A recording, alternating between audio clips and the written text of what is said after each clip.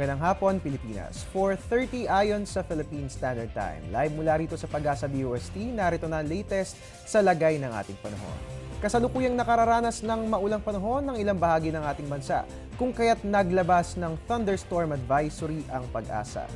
Ayon nga po rito, as of 3:22 p.m., kasalukuyan nga pong nakararanas ng mga pag-ulan na may kasamang pagkidlat at pagkulog ang mga sumusunod na lugar. Kasama nga po dito sa atin sa Metro Manila, particularly dito po yan sa atin sa Marikina, Quezon City at Caloocan City. At kasama rin po ang ilang mga areas sa Greater Manila area. Ito nga po yung Bulacan, Laguna, Cavite at Zambales. At inaasahan din po natin magkakaroon ng thunderstorms dito po yan sa Pampanga at Nueva Ecija. At ayon nga po sa Pag-asa, ito po mga pag-ulan na ito ay magtatagal hanggang sa susunod na oras kung kaya't inaabisuan po ang lahat na maging alerto sa lahat ng oras. At ayon nga po sa kapapasok lamang na ulat, as of 4:24 p.m. ayon po sa MMDA, meron po tayong flood alert, no?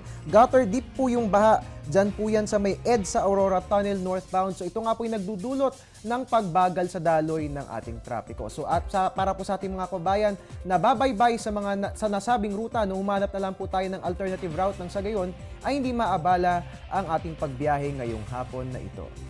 At mga kabayan, sa ating pagbabalik, bibigyan po namin kayo ng tips para nga naman ma-prepare po natin yung ating mga anak sa pagbabalik eskwela.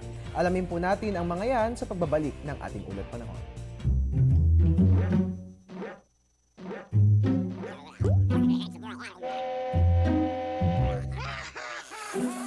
Worried kung nasaan ang package mo? Sa Air 21, worry-free!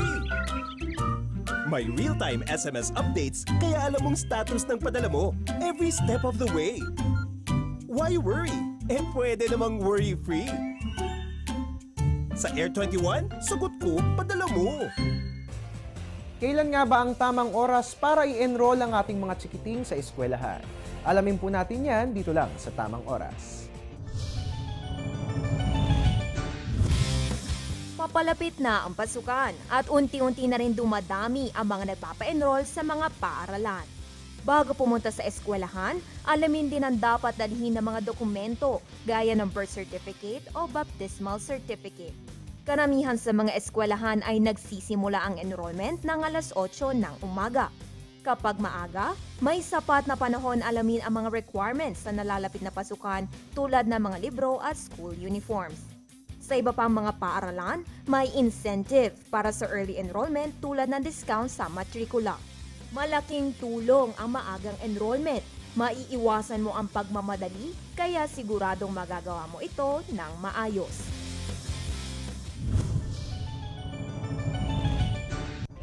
At yan po muna ang latest mula rito sa Pag-asa DOST. Ang tabayanan po susunod kong ulat, mamaya po yan sa News at 6, dito lamang po yan sa People's Television.